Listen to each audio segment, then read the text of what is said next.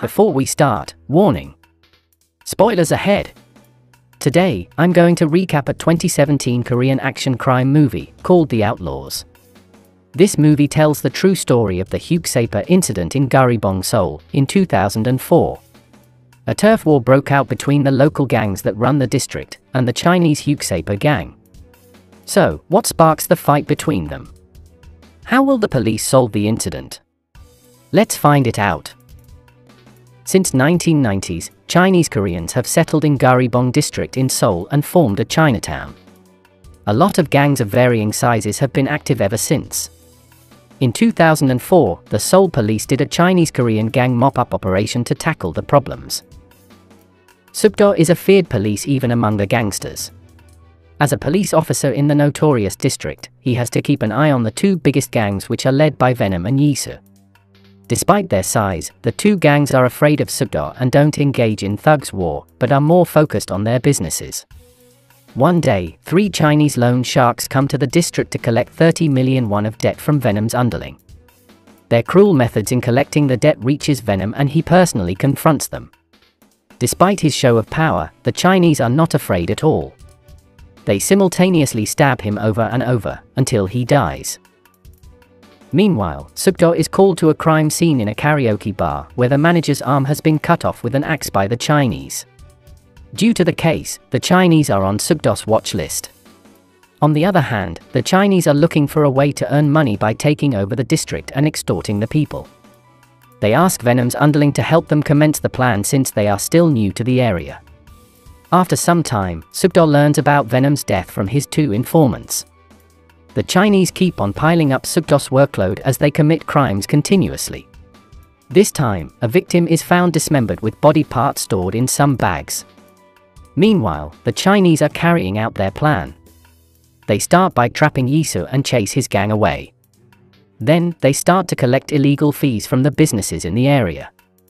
Despite their success due to help from Venom's underling, the Chinese leader still forces and takes advantage of his wife. After some time, Sukdo and his colleagues meet the Chinese for the first time. They devise a plan to capture them and prepare themselves. However, the Chinese also suspect them since the police officers keep on staring at them. And so a fight breaks out in the room. The Chinese utilize the commotion and successfully get away. Meanwhile, Huang, who owns the karaoke bar from earlier, captures Venom's underling who helps the Chinese. Huang tortures him to get information regarding the Chinese, to plan his revenge. After being tortured several times, the underling caves in and decides to help Huang in destroying the Chinese. At one point, Yisu's gang attack the 2 Chinese gang members. And so, a fight breaks out between the 2 gangs. However, Sukdo arrives and breaks up the fight. Yisu's gang is expelled by Sukdo, leaving the police officers and the Chinese, and the second fight breaks out. Sukdo engages one of the Chinese, while his 2 juniors fight the other one. The battle is fierce and tense, as the 2 opposing sides overpowers one another alternately. Sukdo is punched several times, however he succeeds in taking down one of them.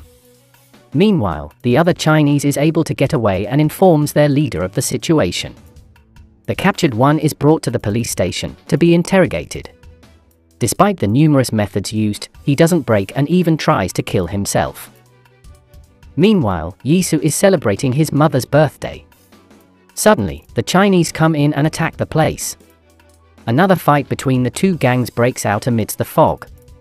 Unfortunately, Yisu is killed by the Chinese leader that day. After some investigation, the police have identified the 3 Chinese gang members. They are called the Black Dragon Gang, who are also on China's most wanted list. The gang is led by Jiang Chen, the captured member is Seungruk, while the other one is Youngtae. On the other hand, the Black Dragon Gang is hired by a businessman to annihilate the Huang Gang, who have been loitering in their properties. They will be rewarded 1 million won if they succeed in expelling Huang's men. However, Huang's underlings suddenly attack the place with the help of their new allies' information. In addition, he pretends to be Jiang Chen's underling and flees with them in a car, to take them out by surprise. However, he is overpowered and killed when trying to do so. Sukdo, who grew more concerned about his jurisdiction, gathers the people to cooperate. They are asked to help the police in identifying the Black Dragon Gang, which already has 30 members. After the meeting, the police receives a lot of footage and reports regarding the Chinese gang's extortion.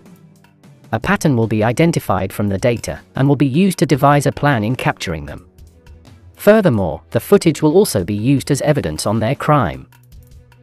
Meanwhile, the captured Black Dragon Gang member, Seungruk, is picked up by the Chinese police to be tried in China. On their way, Seungruk realizes that the two police officers are corrupt. They are looking to distribute their drugs in Korea, but are having trouble due to limited access. Seungruk utilizes the condition and offers them cooperation with the Black Dragon Gang. Seungruk succeeds in convincing them, and he is freed in exchange for his cooperation. Turns out, the two Chinese police officers are Sukdo's informants whom he hired to fool and trap Seungruk and his gang. After some preparation, the fateful night arrives. The Black Dragon will meet the two informants in a karaoke bar under the pretense of discussing their drug distribution. Meanwhile, the police have surrounded the place to capture them. When the Black Dragon enters the room, the police join and another fight breaks out. Sukdo successfully captures Seungruk, but realizes that Jungchun is not present. Turns out, Jungchun and the rest of the gang members are going to Hwang's karaoke. He is trying to chase Hwang out, to complete his mission. Hwang runs away as his men fall one by one. However, Jungchun manages to catch up to him and stabs him in the back. Despite the pinch, Hwang is saved by securities who are present. One of Sukdo's men secretly follows him and informs Sukdo of the fugitives' whereabouts. He flees to one of his hideouts, and meets with the other Chinese, Youngtae. Sukdo rushes to the place after getting the information. Jungchun, who realizes that he is being followed, tries to hit the stalker with his car. Luckily, Sukdo comes to the rescue and confronts him. Youngtae is disabled successfully, however Jungchun manages to run away.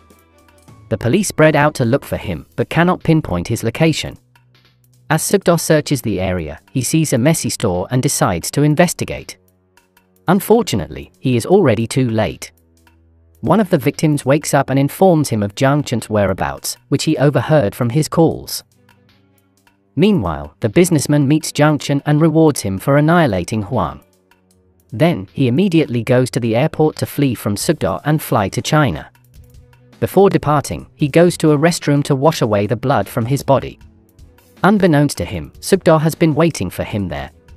Turns out, Sukdo knew Jungchun's location from Hwang, who had captured the businessman's underling. Finally, a decisive battle begins.